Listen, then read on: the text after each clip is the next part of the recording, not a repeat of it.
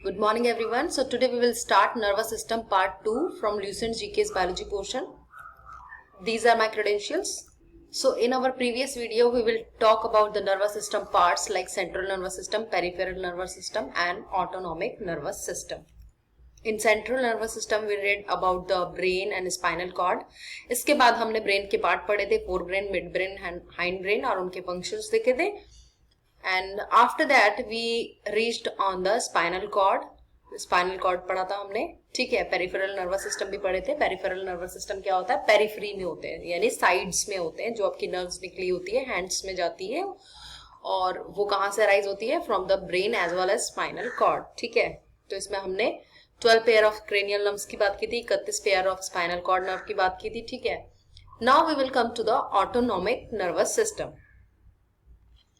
Autonomic nervous system जो होता है बेसिकली वो पार्ट है पेरिफेरल नर्वस सिस्टम का, ठीक है. Autonomic nervous system is made up of some brain nerves on and spinal cord nerves, ठीक है. तो it supplies basically autonomic nervous system के बारे में हमें याद रखना है. This is the part of the peripheral nervous system, ठीक है. It supplies nerves to all the internal organ and blood vessel of the body.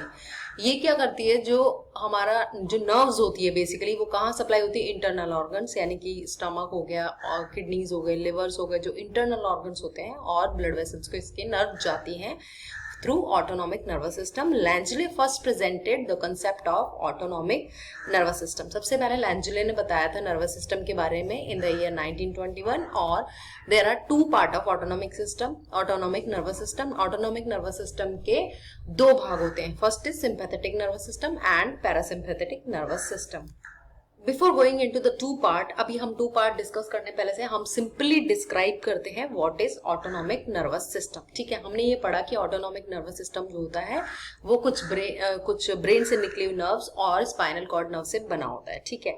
ये क्या करता है? It supply nerves to all internal organ. So basically इसका काम क्या होता है? ऑटोनॉमिक जो नर्वस सिस्टम होता है बेसिकली क्या करता है? रेगुलेट सर्टेन बॉडी प्रोसेसेस, ठीक है. जैसे कि आपका ब्लड प्रेशर, ठीक है, और रेट ऑफ ब्रीदिंग, जो आप ब्रीथ करते हो या ब्लड प्रेशर जो आपका होता है उसको कंट्रोल या रेगुलेट कौन करता है? तो ऑटोनॉमिक नर्वस सिस्टम करता है, ठीक है. तो ये सिस्टम बेसिकली कैसे करेगा? ऑटोमेटिकली. ऑटोनॉमिक भी इसीलिए बोलते हैं क्योंकि ये ऑटोमेटिकली, ऑटोनॉमसली, यानी कि अपनी स्वेच्छा से काम कर, मतलब अपने आप से काम करता रहता है विदाउट नोइंग ए पर्सन्स कॉन्शियस एफर्ट, ठीक है. आपको पता भी नहीं चलता. आप जैसे आपकी हार्ट बीट है, ठीक है, वो कंटिन्यूअस धड़कती जा रही है लेकिन आपको ये कभी भी पता नहीं चलता कि ये धड़क रही है या आपका कोई इसमें एफर्ट है, ठीक है. ये अपने आप से ही ये काम करता रहता है, ऑटोनॉमसली वर्किंग है, ठीक है. और जैसे कि ब्लड का फ्लो होना, ब्रीदिंग हो गया या डाइजेशन का हो गया, इसमें आपका कोई रोल नहीं है. आप ऐसा नहीं कर सकते आप खाने के बाद सोचोगे कि हमें डाइजेशन करना है या नहीं करना है, ऐसा पॉसिबल नहीं है. This is actually regulated by the autonomic nervous system, ठीक है. और क्या हो गया? आपका हार्ट बीट है, आप चाहो कि हार्ट बीट रोक लो तो ऐसा पॉसिबल नहीं है, ठीक है. अब वो थोड़ी देर के लिए जो आप जो जैसे रेस्पिरेशन को रोक लेते हो वो एक अलग बात है. अदरवाइज आप कभी रेस्पिरेशन को भी अपनी इच्छा के अनुसार नहीं चला सकते, हार्ट बीट को भी अपने हिसाब से नहीं चला सकते, ठीक है. तो सारे जो इंटरनल ऑर्गन्स होते हैं, किडनी होती है अपने ब्लड को जो छानने का काम करती है, वो भी अपने हिसाब से ही अपना काम कंटिन्यूअस करती रहती है. लिवर भी अपना काम करता रहता है. सारे ऑर्गन इंटरनली अपना काम अपने आप करते हैं because of this autonomic nervous system. ये क्या करता है? इनको कंट्रोल करने का काम करता है, राइट. तो अभी हमको ये डिटेल में समझ आ गया है. अब हमने बात की कि ऑटोनॉमिक नर्वस सिस्टम जो होता है उसके दो पार्ट होते हैं. पहला है सिंपैथेटिक नर्वस सिस्टम. तो सिंपैथेटिक जो नर्वस सिस्टम है वो क्या करता है कि जो आपके इंटरनल ऑर्गन्स होते हैं उनको ब्रेन से कनेक्ट करता है और उस कनेक्शन के लिए उनको कौन सी नर्व चाहिए होती है? स्पाइनल नर्व्स चाहिए होती है. इसलिए इसको हम कहते हैं सिंपैथेटिक नर्वस सिस्टम. तो सिंपैथेटिक से आप याद रखिए कि स्पाइनल नर्व आपके इंटरनल ऑर्गन को किससे जोड़ रही है? आपके ब्रेन से जोड़ रही है, ठीक है. तो जब व्हेन स्टिमुलेटेड, जब बहुत ज्यादा कोई स्टिमुलेशन की क्रिया होती है तो क्या होता है कि हार्ट रेट बढ़ जाती है, ठीक है. इंक्रीजिंग ब्लड फ्लो बहुत ज्यादा इंक्रीज हो जाता है. मसल्स में बहुत ज्यादा ब्लड फ्लो इंक्रीज हो जाता है, ठीक है. तो यहाँ पर इसमें जो function of sympathetic nervous system की बात करेंगे तो इसके अंदर आता है जैसे it narrows the blood vessels in the skin. इसका मेन काम क्या होता है कि ये आपकी जो आपका जो ब्लड है ब्लड वेसल्स हैं स्किन के ऊपर, वो क्या हो जाती है, बहुत ज्यादा नैरो कॉन्स्ट्रिक्ट हो जाती हैं, ठीक है। By its action hair get erected. देखो अभी मैंने बताया कि बहुत ज्यादा स्टिमुलेटेड कंडीशन में ये काम करता है, तो इसमें क्या होता है, जब आप बहुत ज्यादा उत्तेजित हो जाते हो या आप जैसे कुछ लड़ाई, स्ट्रेस हो या लड़ाई हो, उस कंडीशन में क्या होता है, इट एक्शन इसके बता रही हूँ मैं, सिंपैथेटिक के, हेयर गेट इरेक्टेड, आपके हेयर हाथों के खड़े हो जाते हैं। आपने देखा होगा कभी आप स्ट्रेस में हो या आप लड़ाई के मूड में होते हो या कोई बात होती है। It reduces the secretion of salivary gland, ये सलाइवरी ग्लैंड के सिक्रीशन को भी कम कर देता है। It increase the heart beat. Obvious सी बात है, जब आपके सामने कुछ लड़ाई होती है या कोई बात हो जाती है तो आप क्या होता है, आपकी हार्ट बीट भी बढ़ जाती है। Increases the secretion of sweat gland, पसीने आने लगते हैं, इसीलिए बताया गया है कि it increases the secretion of sweat gland. It stretches the pupil of the eye, eye आपकी पुतलियां जो होती हैं आई की वो फैल जाती है। It relax the muscles of urinary bladder, जो आपका यूरिनरी ब्लैडर है उसकी मसल्स क्या होती है, रिलैक्स हो जाती है। It reduce the speed of contraction and relaxation of intestine.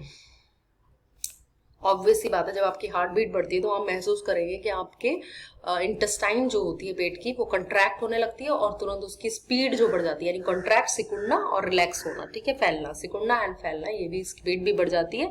Rate of respiration increase हो जाती है। It increase the blood pressure भी आपका इंक्रीज हो जाता है। It increases sugar level in the blood.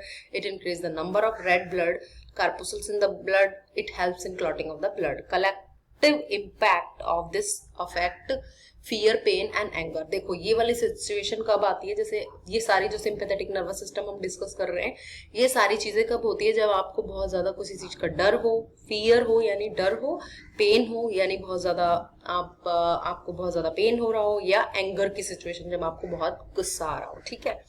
तो यहाँ ये चीजें काम करती है। Now function of parasympathetic nervous system.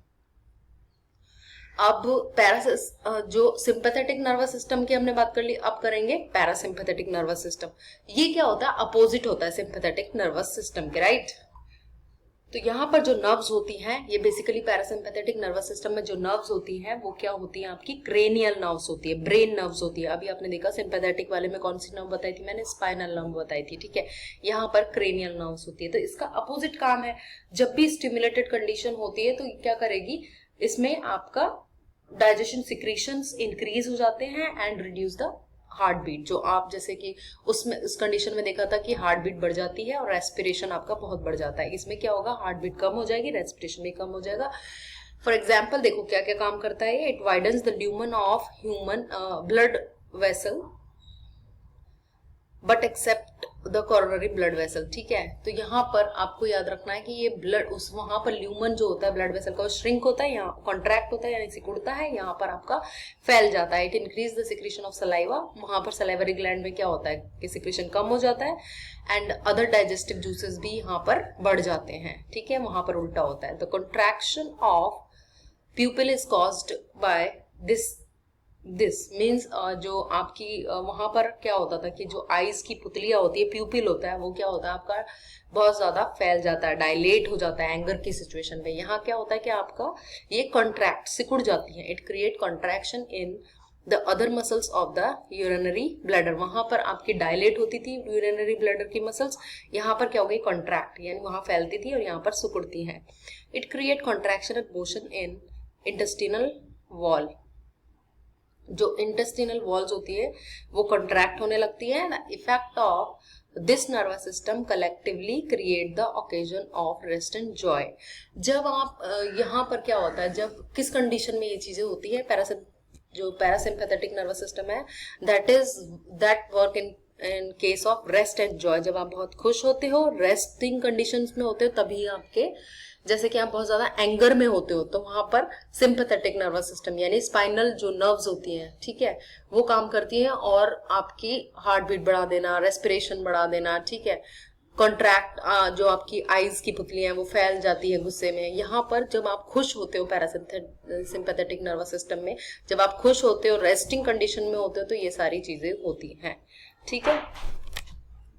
So this is the end of the nervous system, and in our next slide we will continue with the skeleton system. Thank you very much.